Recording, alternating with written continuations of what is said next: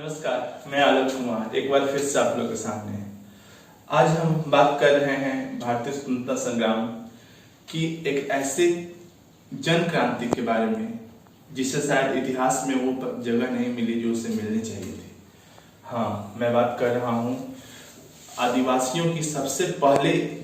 एक ऐसे विद्रोह की जिसमें सारे लोग संगठित होकर अंग्रेजों के विरुद्ध उन्होंने आवाज उठाई, और वो कोई और क्रांति नहीं, उसे संथाल क्रांति के नाम से जानते हैं। आपने अगर अभी तक मेरे चैनल को सब्सक्राइब नहीं किया है तो जल्दी से सब्सक्राइब करें और हाँ, बेल आइकन दबाना बिल्कुल न भूलें। ताकि बारे में मैंने पिछले क्लास में बताया था कि इसके क्या क्या कारण थे, मैं थोड़ा सा उसकी पुनरावृत्ति कर लूँ। लेकिन उसके पहले मैं एक और चीज बता दूं कि जो ये संथाल जो क्रांति हुई थी जिसके नायक सिद्धू कानू चांद भैरव और उनकी दो बहनें फूलो और चानो थी, इन लोगों के द्वारा जो यह संगठित रूप से आंदोलन किया गया था या जो क्रांति के लिए जो हथियार उठाए गए थे, इसकी चर्चा न सिर्फ भारत में बल्कि पूरे विश्व में होती है। एक व्यक्ति थे चार्ल्स डिकेंस, उन्होंने अपनी एक किताब लिखी थी। उस किताब में उन्होंने ये जिक्र किया था कि यह एक ऐसा आंदोलन था या एक ऐसी क्रांति थी जो ब्रिटिश सरकार के 1857 की क्रांति के पहले की जो वस्तु स्थिति है या उस समय की जो घटना है उससे पहले एक क्रांति का आगाज करता है। दूसरी ओर रविन्द्रनाथ टैगोर, उनके द्वारा भी इस आंदोलन की भूरी भूरी प्रशंसा की गई। उतना ही नहीं, कार्ल मार्क्स जो एक बहुत बड़े और शास्त्री और थे, साथ ही साथ वो एक सामाजिक एक्टिविस्ट भी थे। उन्होंने हुल जो झारखंड में जो हुल हुआ था, जो क्रांति हुई थी, उस क्रांति के बारे में द हिस्ट्री ऑफ इंडिया में उन्होंने लिखा था कि यह एक पहली ऐसी जन क्रांति थी जो संगठित थी। अगर हम देश के सामान्य जीवन की बात करें या सामान्य धारा की बात करें, उस समय लोगों को यह एहसास भी नहीं था कि हम लोग धीरे धीरे अंग्रेजों के पूरी तरह से गुलाम हो चुके हैं। परंतु ठीक उसी वक्त सिद्धू कानू चांद भैरव और फूलो जानों के द्वारा क्रांति की आवाज उठाई जाती है और वो जो स्वतंत्रता की आग थी उस आग को उन्होंने जलाने का काम किया था। तो मैं पिछले कक्षा में मैंने बताया था, अगर आप देखना चाहें तो मेरा जो वीडियो है पिछले कक्षा का, इसका डिस्क्रिप्शन मैंने दिया है सामने, आप उसको देखेंगे और इसके कारणों पर मैंने विस्तृत रूप से चर्चा की थी। मैं थोड़ा सा इसके बारे में और बता दूं, इसके कारणों को थोड़ा ब्रीफ करते हैं, पुनरावृत्ति करते हैं। तो मैं यहाँ पे तीन चीजें थी। एक कि जो संथाल थे वो दक्षिणी छोटानागपुर के क्षेत्र से आए थे, क्योंकि 1793 ईस्वी में जब लॉर्ड कॉर्नवालिस के द्वारा एक नई भूराजस्व व्यवस्था लागू की जाती है तो ये जो क्षेत्र था भारत, जो झारखंड का जो क्षेत्र था, खासकर दक्षिण छोटानागपुर का जिसमें पलामू भी आता है, इन क्षेत्रों से वो क्या करते हैं, धीरे धीरे वो पलायन कर जाते हैं राजमहल की पहाड़ियों में, और वहां पर उन्हें ब्रिटिश सरकार के द्वारा एक क्षेत्र दिया जाता है जिसे दामिनी कोह कहा जाता है। इसमें उन जंगलों को साफ करके वो कृषि कार्य करते हैं, परंतु बाद में धीरे धीरे वहां पे जो जमींदार होते हैं, महाजन होते हैं और यहाँ तक कि खुद ब्रिटिश पुलिस, उनके द्वारा इन पर भारी शोषण किया जाता है। बात तो तब हो जाती है, बढ़ जाती है कि जब उनकी महिलाओं के का शोषण किया जाता है। इसकी जो तत्कालिक घटना थी जिसे दरोगा हत्याकांड भी कहा जाता है, उसमें वहां के दो स्थानीय दरोगा थे महेश लाल, उनके द्वारा कुछ जो निरीह आदिवासी थे जो काफी इनोसेंट थे उन पर चोरी का इल्जाम लगाया जाता है और उन्हें जेल में बंद कर दिया जाता है। और इस घटना से क्रोधित होकर लोग हथियार उठाते हैं और वो इस जन क्रांति की शुरुआत करते हैं। तो आज हम पढ़ेंगे कि 30 जून 1855 ईस्वी की जो घटना थी वो किस प्रकार से घटित होती है। तो हम चलते हैं व्हाइट बोर्ड पर और फिर हम आरंभ करते हैं कि ये जो क्रांति थी वो कैसे अपने चरण पे कि 30 जून का जो समय था, 30 जून 1855 को भोगनाडी जो एक जगह था जो साहबगंज के क्षेत्र में पड़ता है, यानी संथाल क्षेत्र में था, वहां पर सिद्धू कानू चांद भैरव और फूलो चानू के साथ साथ 10,000 लोग वहां पे इकट्ठे होते हैं। आप इमेजिन कर सकते हैं 10,000, उस समय 10,000 लोग इकट्ठे होते हैं और वहां पर एक पारित होता है प्रस्ताव जिसमें तीन चीजों का महत्व दिया जाता है। पहला कि कि दीकू को भगाना, दूसरा अंग्रेजी शासन की समाप्ति और तीसरा संथाल राज्य का निर्माण करना। तो ये चीजें प्रस्तावित होती हैं। और इसके बारे में मैं और थोड़ा बताऊं कि जब ये प्रस्ताव हो रहे थे उसके पहले ये 10,000 लोगों को इकट्ठे करने के लिए, या जो सामाजिक, आर्थिक और राजनीतिक कारण थे यहाँ के, उन कारणों से धीरे धीरे इन क्रांति को संगठित करने के लिए वहाँ की महिलाओं के द्वारा या इस क्रांति के जो नायक थे उन लोगों के द्वारा साल के जो पत्ते थे उनका इस्तेमाल किया जाता था। साल के पत्तों को वो एक जगह से दूसरे जगह भेजते थे और वो जो साल का पत्ता था वो क्रांति का एक प्रतीक चिन्ह के रूप में उभरा। ब्रिटिश सरकार के लिए ये या फिर बाहरी लोगों के लिए वह एक सामान्य पत्ते के रूप में था, परंतु वो जो साल का जो वृक्ष था या उसकी जो टहनियाँ थी, वो जो पत्तियां थी, जब वो एक समुदाय से दूसरे क्षेत्र में जाती थी तो वो क्रांति के आगाज और उसके संदेश को प्रसारित करती थी। और इसमें उनकी जो बहनें थी, फूलो और चानो, उनकी भूमिका बहुत ही महत्वपूर्ण होती है। तो एक बार फिर से हम चलते हैं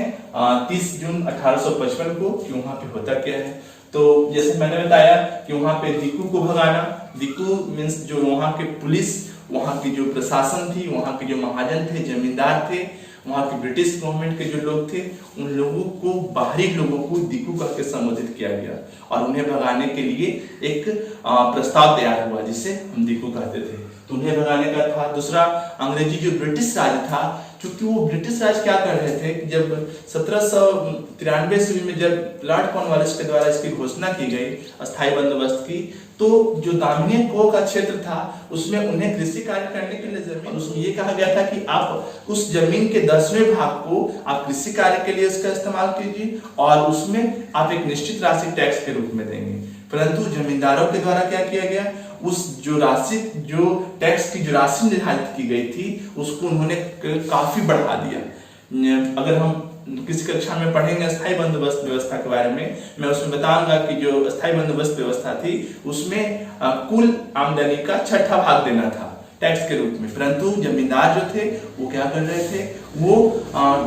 बहुत अधिक मात्रा में वो टैक्स जो है किसानों से वसूल कर रहे थे और जो किसान देने में असक्षम होते थे वो क्या करते, महाजनों के पास जाते थे। महाजन के बारे में मैंने बताएंगे आपको पहले कि जो महाजन थे वो छोटे से ऋण को वो किस तरह से बड़ा कर देते थे और किन्हीं लोगों की पूरी जिंदगी जो है उन जमीनों के जो लिए गए कर्ज थे उन्हें भरने में खत्म हो जाती थी। तो यहाँ पे ये जो चीजें थी। फिर आगे हम देखते हैं कि संथाल राज्य के निर्माण के बारे में मैं बात कर रहा था। ये उनका मानना था कि जो संथाल राज्य का निर्माण हो, क्योंकि वो जानते थे, उनका ये कहना था कि जंगल, ये जमीन, ये भूमि, ये सब हमारी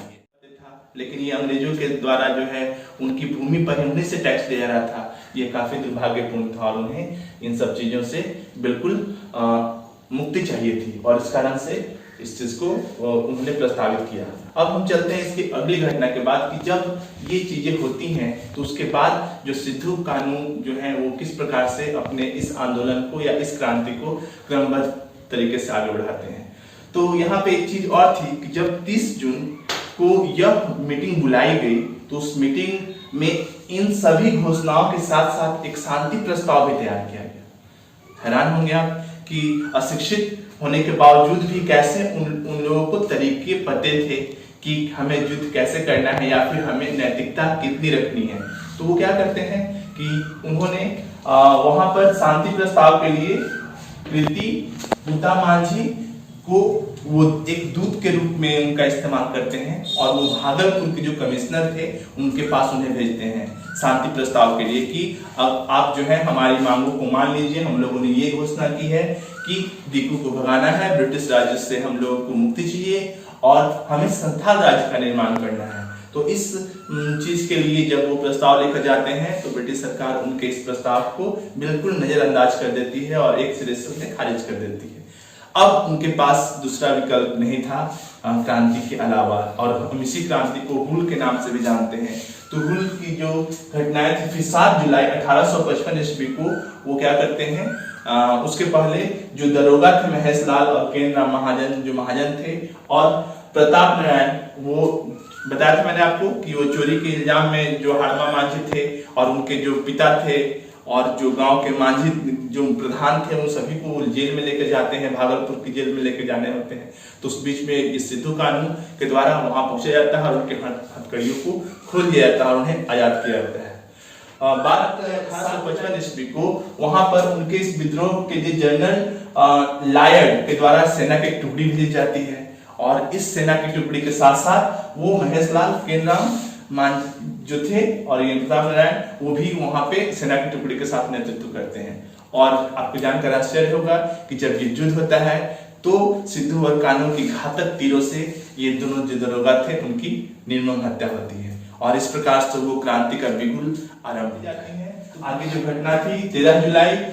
को साहेबगंज के निकट पहाड़ी की जो तराई थी वहां पर ब्रिटिश गवर्नमेंट और जो सैनिक थे जो क्रांति के लिए जो कबीले के जो लोग थे जो संथाली थे उनके बीच में एक भीषण युद्ध होता है। मैं इस युद्ध के बारे में थोड़ी सी और डिटेल्स में जाऊं तो मैं बताऊं कि जब ये चीजें हो रही थी साहेबगंज के निकट जो पहाड़ी की तराई थी वहां पे जब युद्ध हो रहा था तो वहां पर रात्रि में जो अंग्रेजों के शिविर होते हैं वहां पे फूलों और चानों क्या करती हैं रात के अंधेरे का फायदा उठाकर और उनके जो टेंट थे उसमें वो आक्रमण कर देती हैं। और मैं बता दूं आपको कि उन लोगों के द्वारा उन दोनों बहनों के द्वारा लगभग 21 जो सैनिक थे उन्हें उनके सर को काट के अलग कर दिया जाता है। हम लोग अभी तक यही पढ़ा था कि लक्ष्मीबाई के बारे में कि वो बहुत महान क्रांतिकारी महिला थी और उन्होंने अंग्रेजों के विरुद्ध पहला सशस्त्र विद्रोह किया था, परंतु उसके पहले ही फूलों और चानों के द्वारा ऐसी साहसिक कार्य किए गए थे और इस बात का आप लगा सकते हैं अंदाजा कि उनके अंदर कितना वीरता भरी हुई होगी। पर इसका दूसरा पहलू ये भी है कि इतिहास के पन्नों में जो उन्हें सम्मान मिलना चाहिए। हम अपने चलते हैं अगले चरण में। जब इस युद्ध में जब 2 दरोगाओं की हत्या हो जाती है उसके बाद जो ब्रिटिश गवर्नमेंट है वो काफी उनमें भय व्याप्त हो जाता है और बहुत सारे जो लोग थे वो क्या होते हैं जो अंग्रेज अधिकारी थे वो काफी भयभीत होते हैं और इसी बीच में काफी अफरा तफरी में पाकुड़ में एक मार्टिलो टावर का निर्माण किया जाता है और उसमें जो सारे जो सैनिक और जो अधिकारी थे अंग्रेज अधिकारी वहां जाकर वो शरण लेते हैं। तो घटनाएं धीरे धीरे बढ़ती जाती हैं और इसके बाद क्या होता है कि जो ये क्रांति की शुरुआत होती है वो काफी हिंसक होती है और इसमें अंग्रेजों के अत्याधुनिक जो हथियार थे उसके सामने वो कैसे लड़ रहे थे, वो तीर धनुष भाले यानी कि जो पारंपरिक हथियार थे उसके साथ वो युद्ध करते हैं और युद्ध का जो क्रम है वो फिर आगे बढ़ता है। फिर 15 जुलाई 1855 ईस्वी को महेशपुर पर आक्रमण करते हैं जो हमारे संथाली सिद्धू कानू और उनके साथ जो 10,000 लोग शामिल होते हैं वो लोग आक्रमण करते हैं और वहां पे उन्हें काफी वीरता पूर्वक वो लड़ाई करते हैं। इसके बाद 16 जुलाई को मेजर बोरो थे उनके साथ एक युद्ध होता है और उसमें मैं आपको बता दूं कि उस युद्ध में उतने ब्रिटिश हथियारों के बावजूद भी उन्हें पीछे हटना पड़ता है और जो सिद्धू कानू थे उनके द्वारा उनकी वीरता और इसमें चांद भैरव इन लोगों की वीरता के द्वारा वो ब्रिटिश सरकार को या ब्रिटिश जो छावनी थी उन्हें क्या करते हैं, उन्हें पराजित कर देते हैं। तो अगली घटना में फिर 16 जुलाई को ही चूंकि ये क्रांति अब काफी बृहद रूप ले लेती है और संथाल के कुछ क्षेत्रों में जैसे हजारीबाग में अर्जुन मांझी और लुबाई मांझी के नेतृत्व में यहाँ पर एक भीषण मतलब नेतृत्व होता है और भीषण युद्ध होता है। उसके साथ साथ मुचिया कोमना चेला और रामा एवं सुंदरा मांझी के नेतृत्व में 3000 से अधिक विद्रोही जो है वो थाने पर कब्जा कर लेते हैं। तो आप इस बात से लगा सकते हैं अंदाजा कि यह युद्ध जो है वो कितना भीषण हो चुका था। और इसके बाद इतना ही नहीं उनके अर्जुन मांझी जो एक काफी मतलब एक कुशल सेनापति थे, इन लोगों के द्वारा जो गुरिल्ला युद्ध था वो किया जा रहा था और उनके इस बहादुरी के कारण या उनके क्षेत्र रक्षण के कारण उनके द्वारा जो सैन्य जो कुशलता थी उसके कारण से बहुत सारे ब्रिटिश सैनिक जो हैं वो कहीं ना कहीं उन्हें मौत के घाट उतारते हैं और ब्रिटिश सरकार को उन पर 50 रुपए का इनाम रखा जाता है। 50 रुपए मैं आज की बात नहीं कर रहा हूँ, उस समय 50 रुपए का बहुत ज्यादा वैल्यू था। आप समझ सकते हैं कि अगर अभी 50 रुपए है तो उसमें कम से कम तो उसका वैल्यू 50,000 तो जरूर होगा। तो उस समय उनके लिए उनके नाम पे रखा जाता है। इतना ही नहीं, इसके साथ साथ 21 जुलाई को पुलिस, जमींदार और महाजन की संयुक्त सेना जो है वो संथाली जो ये क्रांतिकारी थे उनके समक्ष उनका युद्ध होता है और उस युद्ध में भी संथाली लोग यानी कि सिद्धू कानू और इनकी जो पूरी टीम थी वो बहुत बहादुरी से लड़ती है और उसमें उन्हें जीत प्राप्त होती है। इसके बाद 30 जुलाई को बीरभूम से भागलपुर तक यह विद्रोह जो है वो काफी तेजी से बढ़ता है और इसका स्प्रेड, इसका जो फैलाव था, इसका जो विस्तार था वो धीरे धीरे काफी तेजी से बढ़ता है। और इसी क्रम में वो क्या करते हैं कि इसके साथ साथ जो जितने वहां के जो ब्रिटिश गवर्नमेंट के अधिकारी थे, महाजन थे और जो उनके जो परिवार के सदस्य थे उन सभी पर आक्रमण किया जाता है। जो फैक्ट्रियां थी वहां पे उन फैक्ट्रियों को तोड़ा जाता है। रेल, डाक, तार जो सरकारी संस्थाएं थी या सरकारी जो चीजें थी उसको रेल का इसलिए नाम दिया कि मैं आपको बता दूं कि मैंने कहा था कि इसके कारणों में मैंने व्याख्या की थी कि जब भागलपुर से वर्धमान तक रेल पटरी बिछाई जा रही थी तो यहाँ पे जो अंग्रेज लोग थे वो संथालियों के द्वारा या जो आदिवासी थे उनसे जबरदस्ती उनसे काम कराया जा रहा था और बदले में वेतन भी यानी कि मजदूरी भी उन्हें नहीं दी जा रही थी। तो कहीं ना कहीं ये सारा जो रोष व्याप्त था और उनकी जो महिलाएं थी उनके साथ भी बदसलूकी की जा रही थी। तो ये जो आक्रोश था वो आक्रोश जो है अब एक ज्वाला के रूप में परिवर्तित हो चुका था। तो ये सारी चीजें जो है अपनी घटनाओं को आगे बढ़ाते हैं। सरकार की भी प्रतिक्रियाएं आरंभ होती हैं। तो सरकार की प्रतिक्रिया क्या होती है, वहां पर जब ऐसी घटनाएं हो जाती हैं तो captain Fagan, Alexander Thomas, lieutenant Reid, ये जो थे इन लोगों को बुलाया जाता है युद्ध के लिए या उन लोगों से लड़ने के लिए। और इसमें दो महत्वपूर्ण बटालियन होते हैं, एक था 7th इन्फेंट्री और दूसरा 48 इन्फेंट्री। ये जो है बाहर से यानी कि कलकत्ता से इन्हें बुलाया जाता है इन लोग से लड़ने के लिए और वो अत्याधुनिक हथियारों के साथ साथ वो तोपों को भी लेकर आते हैं संथाल के क्षेत्र में ताकि वो इनका मुकाबला कर सके। क्योंकि ये घनी जंगली क्षेत्र था इसलिए इनका जो इस क्षेत्र पर जो नियंत्रण था, उनकी भौगोलिक स्थिति थी उससे संथाल काफी पूर्ण रूप से परिचित थे और वो जानते थे कि हमें इन क्षेत्रों में कैसे अंग्रेजों का मुकाबला करना है। परंतु जब ये लोग आते हैं, कैप्टन फॉगन और अलेक्जेंडर थॉमस रीड ये सब जो सारे लोग आते हैं तो उनके द्वारा एक क्या किया जाता है कि ये जो पहाड़ जो होते हैं वहां पे जंगली क्षेत्र में पहाड़ की जो तराइयां होती है वहां पे जाकर वो छुप के बैठ जाते थे। उनकी जो सेना की टुकड़ियां थी और वो क्या करते, वो बिना बंदूक के यानी कि बिना गोली के वो फायर करते थे और जैसे ही वो फायर करते थे वो पूरी ताकत के साथ जो संथाली जो विद्रोही थे, जो लोग जो थे क्रांतिकारी, वो पूरी आवाज की दिशा में वो पूरी ताकत के साथ अपनी वो आक्रमण करते थे। और जैसे ही वो आक्रमण करते थे ये सारे जो ब्रिटिश जो सैनिक थे वो पीछे से या फिर वो गोलियों से उनके पीछे से उनको मार देते थे, यानी कि उन तक वो पहुंच भी नहीं पाते थे और दूर से ही उनकी हत्या हो जाती थी। तो यह बड़ा ही दुर्भाग्यपूर्ण था कि ये एक ऐसा युद्ध था, यह एक ऐसी घटना थी जिससे इसके बारे में ब्रिटिश सरकार की जो एक किताब है जिसका मैंने जिक्र किया है,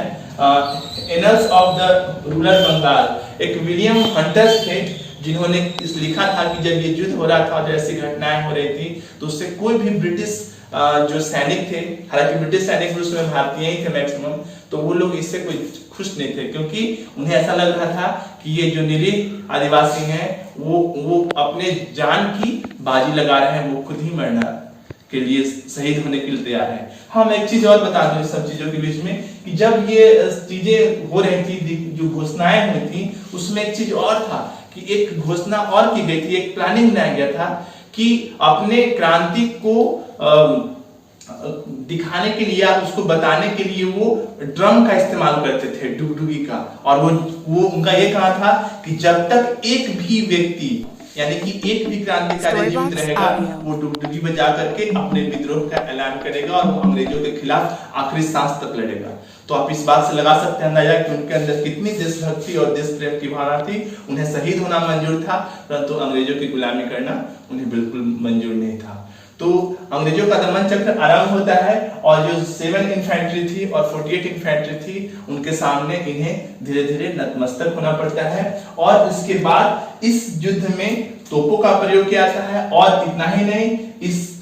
जब ये युद्ध चल रहा था, जब ये युद्ध अपने चरम पे था, तो ब्रिटिश सरकार इतनी मजबूर हो गई कि सुखदेव और कानू पर 10,000 रुपए का इनाम की घोषणा की। 10,000 रुपए का इनाम की घोषणा का मतलब आप समझ सकते हैं कि अभी के करोड़ों रुपए।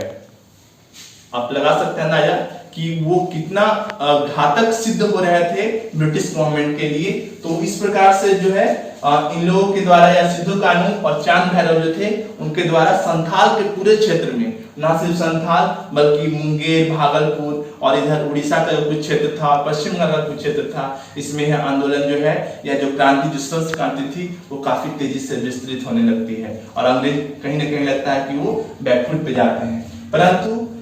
जैसा कि हमारे देश में जो भी घटनाएं हुई हैं या जो भी बड़े युद्ध हुए हैं, उसमें अपने लोगों की जो विश्वासघात है वो कहीं ना कहीं बहुत बड़ा कारण बना है। आप चाहे 1757 का युद्ध देखें, पलासी का युद्ध, या फिर 1764 के देखें, या पानीपत का जो युद्ध हुआ था, तीसरा युद्ध, वो देखें। कहने का मतलब है कि जो भी बड़े युद्ध हुए थे जिसमें भारतीय और अंग्रेजों के बीच युद्ध हुए थे, उसमें अपने ही भारतीय जो लोग थे, अपने ही समुदाय के जो लोग थे, वो विश्वासघात कर और हमारे देश के अपने ही लोगों को पराजित करने में उनकी भूमिका रही है। तो यहाँ पे भी कुछ ऐसी ही घटनाएं होती हैं और उस घटना में हमें किसी व्यक्ति के द्वारा, अपने ही समुदाय के लोगों के द्वारा ये बता दिया जाता है कि सुखदेव और कानू कहाँ पे छुपे हुए हैं। और उसके बाद अगस्त 1855 ईस्वी को उन्हें पंचकटिया में उन्हें गिरफ्तार कर और सिद्धू को फांसी की सजा दे दी जाती है। और उसके कुछ दिन बाद यानी कि 1856 ईस्वी में जनवरी में कानू को भी गिरफ्तार किया जाता है और उन्हें बरकेट में उन्हें फांसी की सजा दी जाती है। उसके पहले मैं एक चीज और बता दूं कि 10 नवंबर 1855 ईस्वी को पूरे संथाल क्षेत्र में मार्शल लॉ लागू कर दिया जाता है। और मार्शल लॉ का मतलब पुलिस का राज, और इसमें क्रांतिकारियों के प्रति क्रूर दमनकारी नीति अपनाया जाता है। बहुत सारे लोगों को मारा जाता है, बहुत सारे जो लोग थे उन्हें गोलियों का शिकार बनाया जाता है। और इसमें लगभग इन सब चीजों में 15 से 20 हजार जो संथाली थे उनकी इसमें मृत्यु होती है। परंतु मैंने इसको कहा था कि इतिहास जो है कहीं ना कहीं न्याय नहीं करता है इस संथाल विद्रोह का, क्योंकि हम लोग ने यही पढ़ा है कि 1857 का विद्रोह भारत का पहला स्वतंत्रता संग्राम था। परंतु आप समझ सकते हैं कि जिस मुख्य धारा में जब आंदोलन की शुरुआत नहीं हुई थी, आजादी का वैल्यू पता नहीं था, उस समय हमारे जो संथाली जो जंगल के जो लोग थे, जंगल की जमीन के लिए, अपनी मातृभूमि के लिए इतने सारे लोग एक साथ शहीद हो जाते हैं। तो इस घटना में आगे चलते हैं और देखते हैं कि और क्या होता है। तो इसके बाद 10 मार्च को जब मार्शल लॉ लागू किया जाता है, उसके बाद से पुलिस और क्रूर हो जाती है और उसके बाद जितने भी संथाली क्रांतिकारी थे उन्हें ढूंढ करके, उन्हें खोज करके उन्हें अपना निशाना बनाया जाता है। और इसकी चर्चा जो है वो न सिर्फ भारत में बल्कि अन्य जगहों पर आंदोलन था। यह करीब लगभग 1855 से 1856 ईस्वी तक वो अपने चरम पे रहता है। और जब कानू को जो फांसी की सजा दे दी जाती है, उसके बाद से यह आंदोलन धीरे धीरे क्या होता है, वो कमजोर पड़ने लगता है। लेकिन मैं एक चीज और बता दूं कि यहाँ पर एक भी संथाली जो क्रांतिकारी थे वो जीवित रहते हैं। वो आखिरी समय तक वो युद्ध लड़ते हैं और वो डुगडुगी बजा करके वो इस चीज का ऐलान करते हैं कि हम अंग्रेजों के सामने हमें बलिदान होना पसंद है, परंतु हम किसी के सामने नहीं झुकेंगे, या फिर हम ब्रिटिश गवर्नमेंट के अधीन हम अपने आप को गुलाम के रूप में जीना पसंद नहीं करेंगे। तो ये घटना थी 1855-56 ईस्वी की, जिसे संथाल विद्रोह के नाम से जाना जाता है, जिसे हुल विद्रोह भी कहा जाता है या हुल क्रांति भी कहा जाता है। अब हम देखते हैं कि इस जो घटना थी, जो घटनाएं हुई थी, ये भारतीय इतिहास में इसका क्या प्रभाव पड़ा। तो हम प्रभाव के लिए चलते हैं ब्लैक बोर्ड पे और देखते हैं इसके प्रभाव या परिणाम के बारे में। तो मैं बताऊं कि इसका जो परिणाम हुआ कि संथाल काश्तकारी कानून 1860 ईस्वी में एक कानून पारित किया गया, इसे संथाल काश्तकारी कानून कहा जाता है। इसके अंदर क्या हुआ कि संथाली जो क्षेत्र थे उसको सीमित कर दिया गया और उस क्षेत्र में ब्रिटिश जो पुलिस छावनियां थी उसे हटा दिया गया, जो कि यहाँ पे पुलिस की बहुत ही भूमिका महत्वपूर्ण थी, क्योंकि पुलिस के द्वारा बहुत ज्यादा अत्याचार हो रहा था, महाजन के द्वारा अत्याचार हो रहा था, ब्रिटिश गवर्नमेंट द्वारा न्याय नहीं दिया रहा था। तो इन सब चीजों का परिणाम यह हुआ कि वहां पर उस क्षेत्र का एक संथाल काश्तकारी कानून बनाया गया और संथाल परगना नामक एक क्षेत्र को बनाया गया। तीसरा इसका महत्वपूर्ण था कि प्रशासन गवर्नर जनरल के अधीन हो गया, क्योंकि हम लोगों ने पहले पढ़ा था कि 1765 ईस्वी में जब बंगाल में जो दीवानी का अधिकार दे दिया गया था ब्रिटिश गवर्नमेंट को, उसके बाद से सिर्फ इन्हें राजस्व लेने के लिए इन्हें अधिकृत किया गया था। परंतु जब ये घटना होती है उसके बाद क्या करते हैं, प्रशासन का जो पूरा जिम्मा था वो गवर्नर खुद से हैंडल करते हैं। तो एक बहुत बड़ा परिवर्तन इससे माना जा सकता है। इसके अलावा वहाँ पे जो नियमित पुलिस था, जो रेगुलर पुलिस वहाँ पे काम कर रही थी, वहाँ रह रही थी, उन्हें क्या किया गया, उन्हें हटा दिया गया उस क्षेत्र से। और उसके साथ साथ वहाँ पे अशिक्षा था बहुत ज्यादा, तो उससे लोगों को शिक्षित करने के लिए, उन्हें मुख्य धारा में लाने के लिए कई मिशनरियों को भेजा गया ताकि वहाँ के लोग शिक्षित हो सकें और वो शिक्षित होने के बाद वो अपने जीवन को और बेहतर सुधार सकें। तो ये सारी चीजें वहाँ पे हुई। और मैं एक चीज और बता दूं कि इन सब चीजों के साथ साथ जो इस आंदोलन का जो एक महत्वपूर्ण प्रभाव ये हुआ कि जो 1857 की जो घटना हुई थी, उस घटना की इसे हम का टेलर भी कह सकते हैं, या ये जो घटना हुई थी वो इसकी पहली प्रतिकृति थी। यानी कि कहीं ना कहीं इस घटना से प्रभावित होकर या संथालों की इस भीषण विद्रोह से प्रभावित होकर 1857 की जो क्रांति है वो आगे चल करके परिणत हुई, या उसे कह सकते हैं कि ये आरंभ हुआ। और ये पूरे इस आंदोलन के या क्रांति के बारे में कई इतिहासकारों के द्वारा, कई विद्वानों के द्वारा बहुत सारी बातें कही गई, जिसमें मैंने जिक्र किया था कि विलियम हंटर्स थे, जो राइटर थे, ब्रिटिश राइटर थे। उन्होंने क्या किया था कि इस अपने किताब में annals of the rural Bengal उन्होंने जिक्र किया था कि कैसे जब ये युद्ध हो रहा था तो वहां पे जो ब्रिटिश सैनिक थे, जिसमें से बहुत सारे लोग भारतीय भी थे, वो अपने इस युद्ध से शर्मिंदा थे, क्योंकि उन्हें लग रहा था कि ये भोले भाले जो लोग थे वो कहीं ना कहीं वो स्वयं आत्मघाती हमला कर रहे, क्योंकि ये युद्ध नहीं था, इसे हम युद्ध नहीं मान सकते हैं। युद्ध इसलिए नहीं था कि युद्ध बराबरी में होता है। यहाँ पर क्या हो रहा था, यहाँ लड़ाई अत्याधुनिक हथियारों की, पारंपरिक हथियारों से थी। एक ओर तोप और गोले थे, बंदूक की गोलियां थी, तो दूसरी ओर तीर थे, धनुष थे, भाले थे, बर्छी थे, कटारे थे। तो इससे हम कैसे कह सकते हैं कि यह युद्ध था। तो इससे वो काफी इस चीज को अपने अलग ढंग से इसको लिखते हैं और इसके बारे में कहते हैं कि कोई भी जो ब्रिटिश सैनिक था वो इस युद्ध से खुश नहीं था। दूसरी ओर चार्ल्स डिकेन, इसके बारे में मैंने बताया कि चार्ल्स डिकेन जो थे उन्होंने अपनी किताब में लिखा था, ठीक, उसमें उन्होंने ये जिक्र किया था कि उस समय अंग्रेजों को ये लग रहा था कि रसिया सबसे बड़ा उनका दुश्मन है, परंतु ब्रिटिश सरकार की औपनिवेशिक नीति का यह परिणाम था कि जंगलों में रहने वाले लोग जो थे उनके इस नीति से खुश नहीं थे। और उन्होंने इस बात के बारे में भी कहा कि इनके अंदर इतनी नैतिकता थी, आदिवासियों के अंदर या संथालियों के अंदर, कि जो जानवरों को मारने के लिए जिस तीर का इस्तेमाल करते थे उसमें अलग से विष होते थे, परंतु जो अंग्रेजों के साथ युद्ध लड़ रहे थे उसमें उस घातक विष का भी प्रयोग नहीं कर रहे थे। तो उसमें उनमें कितनी नैतिकता थी, इस बात का अंदाजा या इस बात की चर्चा चार्ल्स डिकेन अपने किताब में करते हैं। उतना ही नहीं, इसके साथ साथ कार्ल मार्क्स अपनी किताब नोट्स ऑफ इंडियन हिस्ट्री, उसमें उन्होंने लिखा था कि यह भारत का प्रथम संगठित युद्ध था जो आजादी की लड़ाई के लिए था। भला ही भारतीय इतिहास और ब्रिटिश गवर्नमेंट कुछ भी कहें अपने इतिहास के बारे में, 1857 की क्रांति के बारे में बड़ी बड़ी बातें कहें, परंतु यही सत्य है, मुझे लगता है कि यही सत्य है कि संथाल विद्रोह जो था वो एक ऐसी संगठित क्रांति थी जो कहीं ना कहीं 1857 की पृष्ठभूमि को रखती है। और जिस समय जो मुख्य धारा के लोग आजादी का मतलब नहीं समझते थे, उस समय 60,000 से अधिक लोग इस आजादी के संग्राम में वो खड़े होते हैं और 15,000 से अधिक लोग इसमें अपने प्राणों का न्यौछावर करते हैं। तो इस प्रकार हम कह सकते हैं कि संथाल विद्रोह यह एक ऐतिहासिक विद्रोह था और इसे हम बार बार विद्रोह कर या बोलकर इसकी इस क्रांति के इस उलगुलान को हम इसे छोटा नहीं करना चाहते हैं। तो आज के वीडियो के लिए इतना ही। हम किसी नए कक्षा में हम किसी नए टॉपिक के साथ आएंगे।